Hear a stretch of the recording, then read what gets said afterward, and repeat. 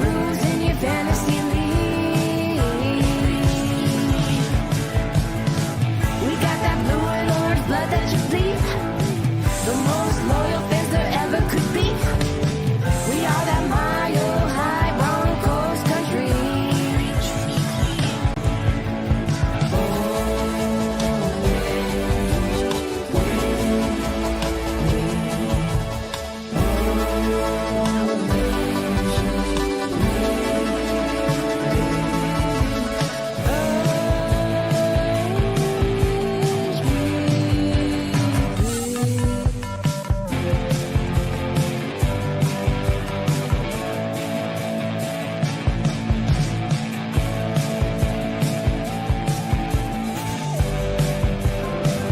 The Denver Broncos select Orange Weekly, Fans, Brews, and Broncos News.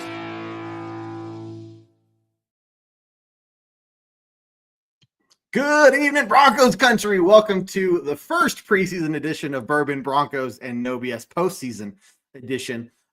Here, I got Adam with me tonight. We're going to break down a couple quick topics, give you a 20, 30-minute show just to kind of get some Broncos talk going. First, Adam, we're going to make sure we talk about this. Breckenridge Distillery 5280 blend. Guys, if you need something to help you get through the offseason, feel like a champion, remember what this year felt like. Guys, pick yourself up some of this Breckenridge Distillery 5280 blend. Blue bottle, orange bottle, either one. They're both delicious. If you're not a whiskey person, don't worry. They got you covered. They got a vodka as well with the Broncos Blizzard vodka. Great stuff from those guys. So thank you for supporting the show, Breckenridge Distillery, and make sure you guys go check that out. Adam, people kind of maybe get bored during the off season, and people tell me, I have all the stuff on my car. I'm driving. People are like, it's not football season, and I look at them and I go, what are you talking about? It's always football season in one way or another. And so here we are, man. There's a lot of things to talk about, and we're obviously not going to cover it all today. But just like Gary says, saddle up, because here we go. The first big thing that has been circulating around Broncos country, and for everybody watching and tuning in, thank you for tuning in. Make sure you post your comments and questions. We want to hear what you're thinking about during this offseason. But the first big one is all the rumors around the Broncos' new stadium. Now, obviously, this is a ways out, but they are talking to places like Lone Tree. I know there's rumors of like maybe Commerce City area. Also, still maybe some rumors of like out near the airport. But what's your take, man? What are you feeling? The three places that I've heard the most chatter on have been the existing footprint of the stadium right now in North Denver.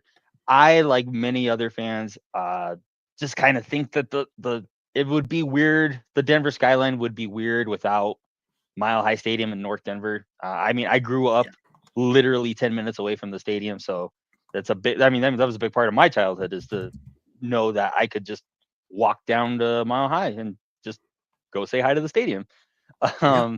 The second is the River North.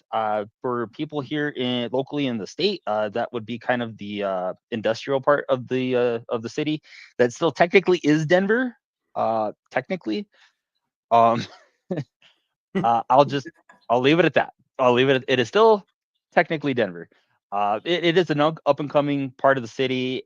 I don't know if it's necessarily big enough, especially from the survey blast that they sent out last summer, where they have if you read that and if you're a part of that, the Penners have a very specific idea in mind for what they want to do with the stadium. And then obviously there is the Lone Tree option, which I think actually makes a ton of sense. Obviously from a space perspective, they have that there. There's also the fact that the team facility is literally 10 minutes away. And it's very odd already to have your facility down south, your airport be way out west, and your stadium be located in the middle of the city. So I think from a logistics point of view, it would probably be advantageous to talk about the Lone Tree option. Again, it's kind of hard to get a bearing either way, but when you kind of understand what they want to do with the stadium, the Lone Tree option looks like a very attractive option probably to the team. Yeah. And I think for anyone wondering out there, is there still maybe a chance that they'll stay at the current place? I'm going to say no. There's too much money. There's too much opportunity. And I think they really, and for some good ways, I mean, it's not all about just making money for them. I mean, that is a good piece of it, to anyone who's a multi-millionaire, billionaire type of person. Like at the end of the day, making money is some form of, a priority. But they also, I think, are just, they really want to, rebuild Denver pride, proud in the team, proud in just who we are out here in Denver and in Colorado in general, and be able to do things like host NCAA national football championships, host the Super Bowl, host all these kinds of things that building a new stadium with a roof on it would really just allow them to do. A new state-of-the-art stadium with all the top amenities. I mean, yeah, we're talking about increasing ticket prices, but guarantee you're going to find people to fill those stands. We're looking at the Broncos potentially doing as well as we expect them to do over the course of the next 10 plus years. So look, I think it's just a matter of time. We're talking about, there could be groundbreaking as soon as this offseason, this next offseason. Yeah. The Broncos write out the rest of their contract with the current stadium, the rest of their lease. And especially from that survey blast, you had you got the notion that the Penners would really like to monetize the space. And right now, the only revenue that they're really seeing come in is from the naming rights, which, I mean, that isn't an insignificant amount of money. That I don't want to minimize that, but they do have a number in mind. And right now they're not coming close to that. And to your point, Kev, this is still a business. For as much as we have an emotional stake in this is still, I don't think anybody gets into anything without make it, you don't get into a business to lose money or to not make any money. You get into it to make money. So I get it. We all get it. Yeah. So look, guys, I mean, it's all rumor right now. There's going to be a whole lot more coming out over the course of the next year, I would imagine, in terms of where they're going to put the new stadium. While nothing's official, if I had a lot of money to bet, I would bet on they're going to move the stadium. And it's just something we're going to have to deal with.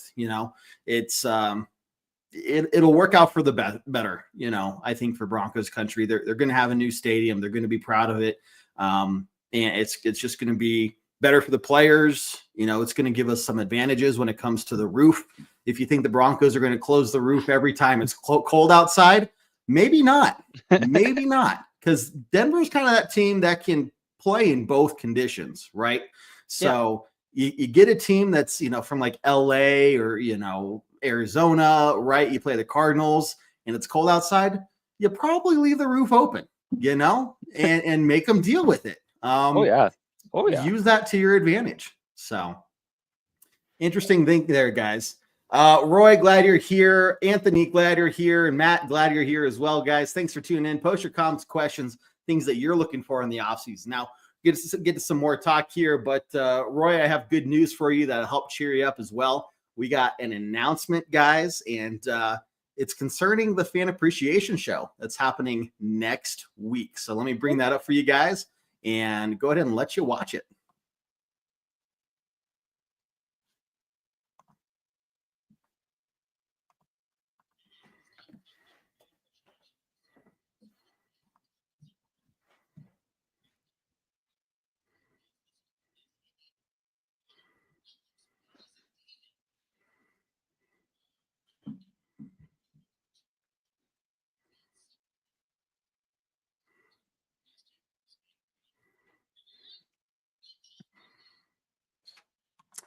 Oh, you guys are missing it. Oh, I didn't hear any sound.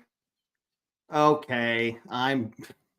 Look, this is like beginner, like video hosting, 101, guys. You would think I'd have this down, but apparently not. So let me try this again one more time. I always say, we got to get into during the preseason, work back up into it. That's pretty much what I need to start doing here as well.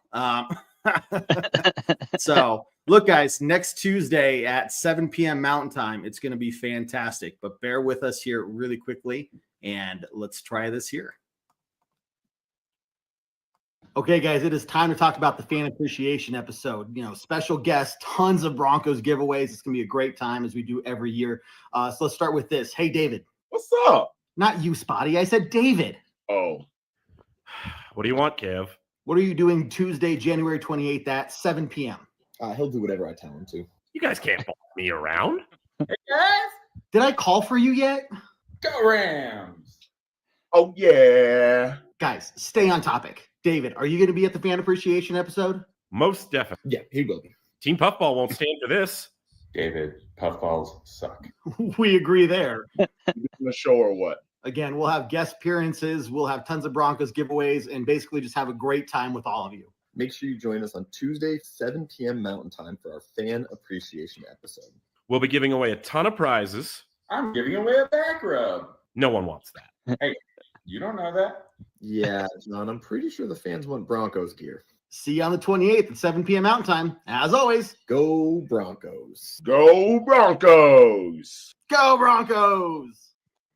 I really had to talk John out of the idea of giving away a back rub. He was fully on board and committed to that and thought somebody out there would want a back rub. So don't worry, we're not giving away a back rub. Oh, man. No, so seriously, guys, make sure you're here next week on Tuesday, January 28th at 7 p.m. Mountain Time. We'll have a special guest, at least one. Tons of Broncos giveaways. Like I said, it's going to be a great time. Roy, you got to give me some credit here, man. I'm talking and driving at the same time. No, really, I was just testing everyone to making sure that you guys were all paying attention and listening to me. That's why, right? You're playing 4D chess. 4D chess. Exactly. Richie, glad to see you here as always. Oh, hey, man, let's move on to some free agent talk. Obviously, we're not going to be able to go over all of the free agents and everything right now. We will be putting out some videos over the coming weeks, breaking down all the Broncos free agents, who we think are going to be signed and who's probably going to get cut. The one that we're starting to see rumors fly around about today are concerning Javonte Williams. And it's not great news, guys. Looks like potentially, and this is kind of like Adam, you said before the show, writing's been on the wall for this one. We wouldn't be surprised, but we might see Javonte Williams get cut not cut, but released this offseason due to free agency. So what are your thoughts on that, man? As somebody who's always had, I've always loved Javonte Williams. You can inject that clip of him dragging Marlon Humphrey into my veins to get me hyped for a workout. I got out of my chair and was just like whooping and hollering when he did that. But I mean, it's a results-driven business. It's a meritocracy, and Javonte just hasn't done that this year. I believe he averaged under 3 yards a carry, or under 4 yards a carry, definitely. By the end of the year, they had almost phased him completely out of the running game. They had ceded his carries to 𝗳𝗵𝗄𝗵𝗁. Jaleel McLaughlin was the primary tailback for the last 3 or 4 games. They even elevated 𝗕𝗿𝗵𝗄𝗵𝗁 for the last game versus Buffalo. He's just been regulated to being the third down back. And while he can fill that role well, I don't think this is what we expected for him to be at this point, and for him to be taking these steps back and regressing. It's concerning. And from seeing this last playoff game that the Ravens played against Buffalo, if they can be run on, and if we could have had an effective, consistent running game, that game has a whole different complex to it, and a whole different complexion that it could have been well within reach. So yeah. Look, Richie, you're right. Exactly here. He's not been the same guy since he came back. What we saw from him last year, I totally expected. Look, he had a terrible, terrible knee injury. We were just glad to have him last year at all. I was going to say, my whole thing this time last year was give Javonte a whole offseason being healthy. Give him a whole offseason to really ramp back up, not just into, okay, I'm good enough for the game, to okay, I'm back to my, my top form. I'm back to where I was in my first season, where I was plowing through people, carrying them 4, 5, 6, 7, 8 yards down the field. But I don't know if this was a step back of a season. I would say at best it was the same as last season. And in many ways, you could argue that it was a step back. You're right. 3.7 yards per carry, only 4 touchdowns in the whole season.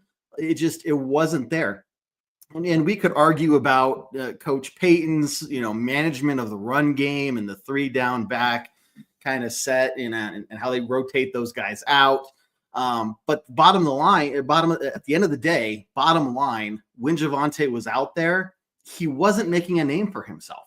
So the best we could do is offer him a team-friendly deal. But this is a team that is young.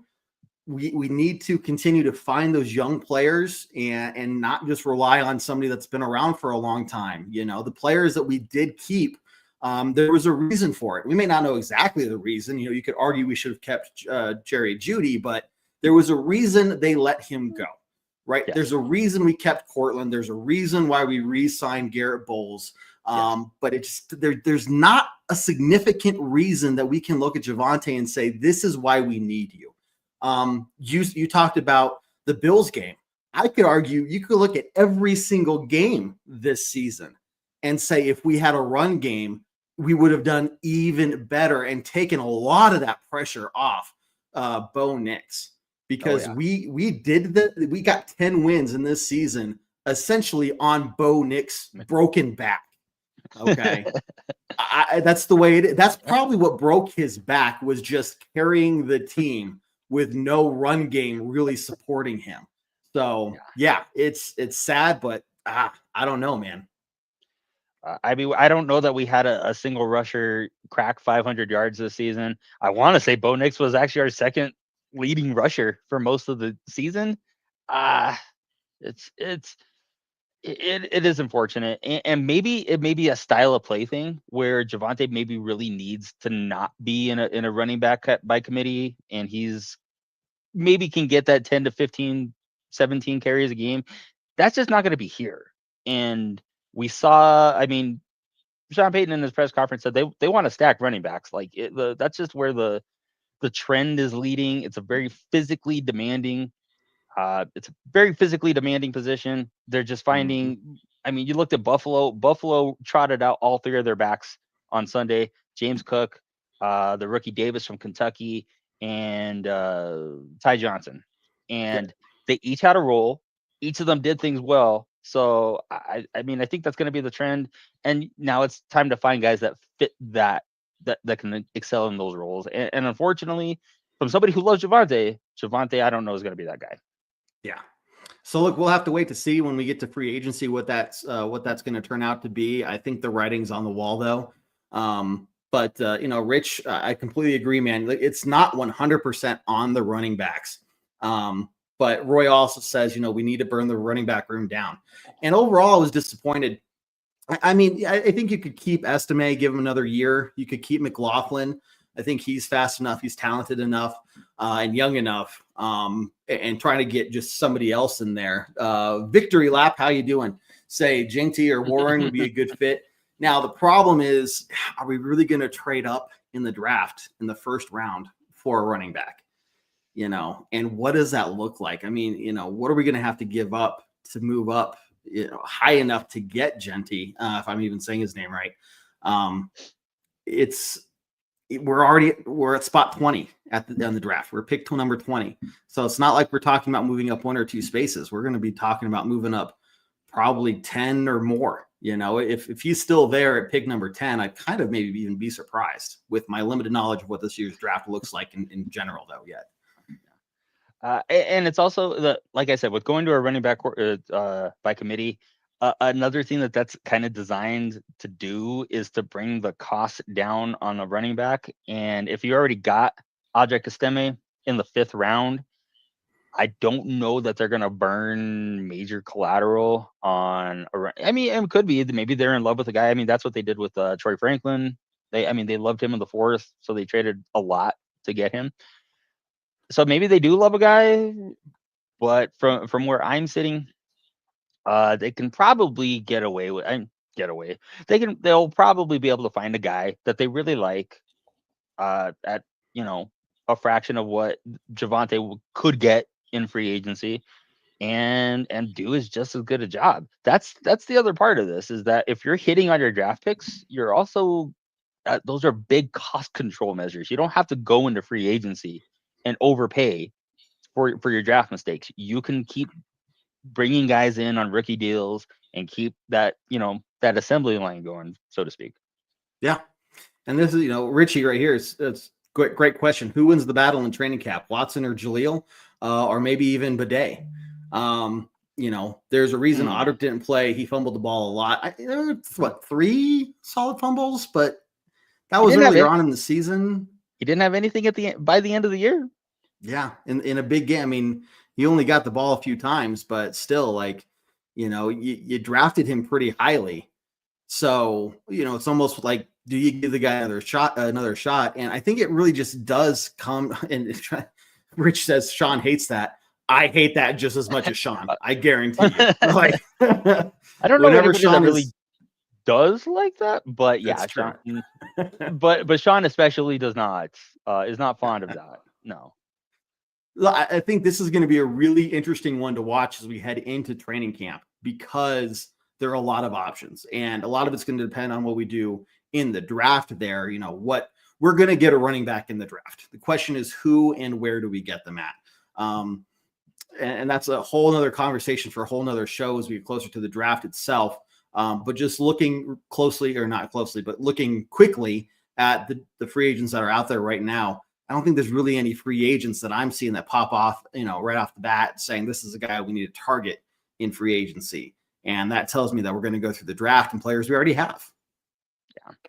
Yeah. And especially, running backs, even now, you're seeing guys that once they start approaching that 27, 28, and I know that's weird to talk about guys at 27, 28 being older in football terms, but especially for a running back position, that's what you're hitting 27, 28 at the end of your rookie deal. That's a lot of times, if you haven't proven yourself to be a bell cow at that point, you kind of move on. You move on to the next team. So, yeah. And again, it's really unfortunate because of how much I love Javonte. I love his story. I love his style. I love the way he runs. But it wasn't there. It just wasn't there at the end. To see, there was one play in that Buffalo game where he took a screen, he took a short little Texas route, got the ball. There is nobody within 5 yards of him, and the turf monster gets him. He falls down, gets touchdown, and then and that was kind of just emblematic of his entire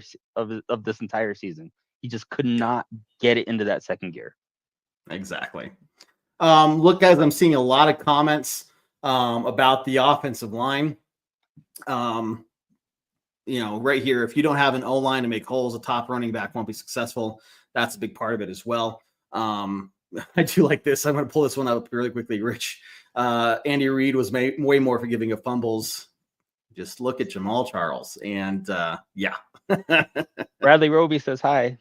Bradley Roby says hi. Exactly. Running back's a high impact position. Najee Harris has been healthy every season. That's a huge one. If you are looking at free agents, what does their health look like? We've gone through the cycles here in Denver of getting free agents that are just never healthy, or they come in with just piss poor attitudes and are cut that same season or by the next year, And so that's the next really, big thing that we got to look at, seeing when we get free agents, what is their impact of the team and can they stay healthy? Or are we just getting people that are big names that just can't stay healthy? And that's just going to hurt us a ton as well. But we're going to save this conversation in terms of the O-line for the next a la carte episode in 2 weeks. Remember, guys, next Tuesday at 7 p.m. Mountain Time, we're doing our fan appreciation episode, which you are not going to want to miss if you want to win some Broncos swag, if you want to talk to some special guests we're going to have, and just have a good time hanging out with us and everything like that. So believe me, there's a lot of time this offseason to talk about middle linebackers, tight ends, offensive line, defensive stuff, coaching stuff. We're going to have to wait to see if we're looking for a new defensive coordinator soon, right? That's a whole nother conversation. So guys, make sure you're tuning in on Tuesday nights at 7 p.m. Mountain Time. We'll be live basically every Tuesday night as we break down little chunks of the team to really forecast what this is going to look like in the next season, and to also just help keep us sane when we have no Broncos football to watch. So yeah, this can be a long one, guys, but it's going to be long because we're excited about what this next year could look like. So come back later, guys, and we're going to do some closing thoughts here in just a second as we wrap up. But again, huge thank you to Breckenridge Distillery and their 5280 Broncos blend. Guys, if you need something to get you through the off season, remember, check out Breckenridge Distillery. And their Broncos blend here helps you feel like a champion all off season long. We're going to wait to see what the next season's, get up is for them. They've done the championship blend. They've done a bunch of other blends, but all for the Broncos. And so next year is going to be a little bit different. They're going to get some different players involved in the development of the flavors and everything. So just stick around. But Breckenridge Distillery, that's the place that you want to be at and check out. Okay. Let's do some. We've talked about the stadium. We've talked about running backs tonight. Touched on free agency just a little bit, the draft just a little bit. That's a lot to cover in 30 minutes. But Adam, what kind of closing thoughts do you have for us here, man?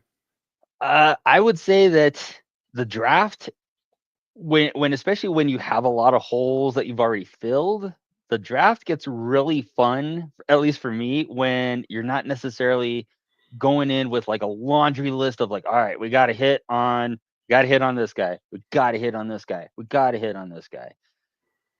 I think we've already seen from, George Paton. I like George. George, he does have some things that you can point to as nitpicks, but every draft pick. Sorry, got something in my throat there. but I mean, every draft pick this year contributed, from Bo Nix all the way to 𝗕𝗿𝗵𝗲𝗍. All of those guys played, and not just the special teams work, not just a catch here and there. 𝗕𝗿𝗵𝗍 was probably your second receiver for most of the year. Bo Nix, we don't really need to talk about Bo Nix because of he's I think he's gonna be okay. So next year, if you're just creating depth with your draft picks and hitting on maybe like one or two here and there, boom, that already just lifts all boats. So going into free agency and the draft, where it just had to be like, man, we got to hit on all these guys.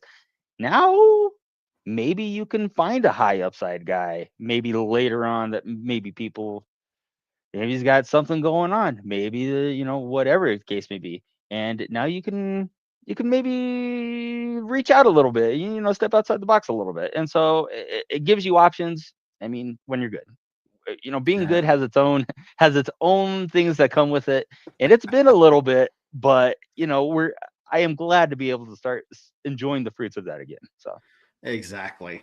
Well, here's one thing to think about, guys. We're going to be going through this off season not having any question whatsoever about who our quarterback is going to be. And not just for this next year, but like for years, we're going to be set there. Unless something really weird happens and Bo Nix just absolutely falls apart, which no, look, if he can sustain playing like that with a back injury, broken back, I think we got our guy, I think we got him. Let's see a couple comments here. I want to bring up Adam for running back to the fridge. I know that's pretty much the only running I do. Just kidding. Let's see. You don't want to know the only Spanish I know, Richie, but cinco cervezas. Only cinco? You could do more than that. We're going to definitely probably touch on the special teams coordinator this time next week, but during the fan show. That's might be something to talk about. Yeah. If not, we'll talk on it the following Tuesday on the next a la carte episode. But yeah, Jose Bo Nix. I mean, that's a quarterback superstar, and completely agree with you. So if we can get, going back to the conversations we've had today, if we can get a running back that can really solidify that room, and let these other guys going to get a whole nother year under Sean Payton, understanding his system, understanding how Bo Nix works, maybe bolster the offensive line a little bit. This is a team that could really make another big jump this offseason. If we did this much with this little this year, I mean, this team is feeling good about itself. The morale is high, the energy is high, and they have every reason to be proud of themselves, if you ask me. So we're gonna see.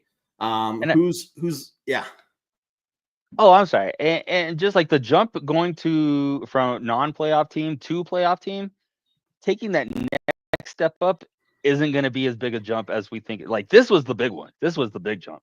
I think that when we take that next step next season, if and when we take that next step next season, it's not going to be as dramatic, but it's going to be the continuity that we're seeing right now. That is going to pay dividends next year. Offensive football is built on continuity. This will be season 3. So I promise it's exciting. It's just, I'm super excited. And it's only late January still. I was hoping we'd be closer to July by now. I know. However, let's see. We'll end on this. There's a lot of things we still need to improve upon. But again, year 1 of a rebuild, guys. We weren't going to answer all of the questions and fix all of the problems that we had in 1 year alone. The fact that we did as much as we did this year is a huge testament to everyone in the front office, to the water boy. I mean, this whole organization has changed the culture. So we'll talk about who the backup quarterback's going to be and what that looks like in the following couple of weeks as well. Look, guys, you're seeing in your questions here, there's a lot to cover that we're just not going to be able to cover tonight as we're wrapping up this show. So make sure you tune back in every Tuesday night and keep following us. Hit that follow button, hit subscribe, hit share. All that stuff helps us out a lot, helps out the algorithm. Look, we're going to keep doing this as long as you all keep coming back and talking Broncos football with us. Even if you disagree with us, that's okay. We can disagree here. That's fine. So let's get ready for it, guys. As Jose is saying, let's hope the Broncos aren't in any international games. But that's another conversation as well. Adam, thank you for joining me here tonight. I know I said 20 to 30 minutes. We're already over that. Hopefully your wife doesn't get mad at me. But time flies when you're talking Bronco football, man. It's all right. Even an hour, it's like, that's it. We're out of time. These short shows, I'm going to have to start talking a little faster or something. So, guys, again, Tuesday, next week, just January 28th, 7 p.m. Mountain Time, fan appreciation episode. If you miss the show, you have no chance of winning any Broncos prizes. So, just going to throw that one out there. You don't want to miss it. Adam, thank you very much for joining me tonight. Great host as always, buddy. And dude, we'll see you next week, and we'll see everybody else next week as well. Okay. Thanks for having me, Ken. And remember to tune in on Tuesday, guys. It's going to be fun. It's going to be real fun. Well, I have a lot to say, but nothing else to say for tonight other than to end it, as we always do, on a very strong Go Broncos. Let's go Broncos. We'll see you guys soon. Do what I like, yeah, I do what I like, yeah, I do what I like. Sip and go, sip is right, and I go with the flow, yeah, I go with the flow, yeah, I go with the flow, cause I know I'm the show. In the zone, here I go, in the zone, here I go, in the zone, here I go, yeah, they know I'm a pro.